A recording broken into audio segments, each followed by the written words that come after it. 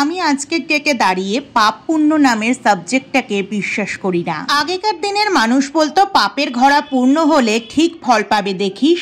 জানি না আদৌ এমন কোনো ঘড়া আছে কিনা যেখানে আমাদের পাপগুলো গিয়ে সঞ্চয় হয়। তবে আমি এখন যেটাই বিশ্বাসী সেটা হলো কর্মফল। আমি মনে করি এই পৃথিবীটাতে একটা রিফ্লেকশন কাজ করে, বলতে পারো নিউটনের থার্ড ল এর মতো।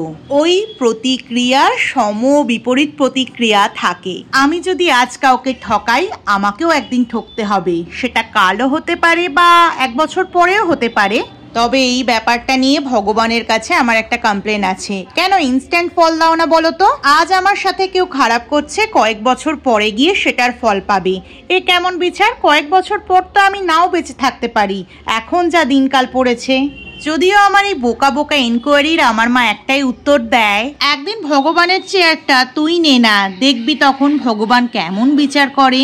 তোকে হয়তো কেউ আঘাত করছে, তার বিনিময়ে তুই কষ্ট পাচ্ছিস, কিন্তু জেনে রাখিস ভগবানের লাঠিতে কোনো আওয়াজ হয় না। সে যখন ফল দেবে নীরবেই দেবে। হ্যাঁ, ভগবানের প্রতি এইটুকু বিশ্বাস আজও আছে আমার আজকের কাজে ওয়ালপুট্টি দিয়ে জগন্নাথ দেবের শ্রীমুখ করার চেষ্টা করেছি আমি। তোমরা কিন্তু অবশ্যই কমেন্টে জানিও আমার এই প্রথম প্রচেষ্টা তোমাদের কেমন লাগলো। প্রভু তোমাদের সবার মঙ্গল করুক। জয় জগন্নাথ।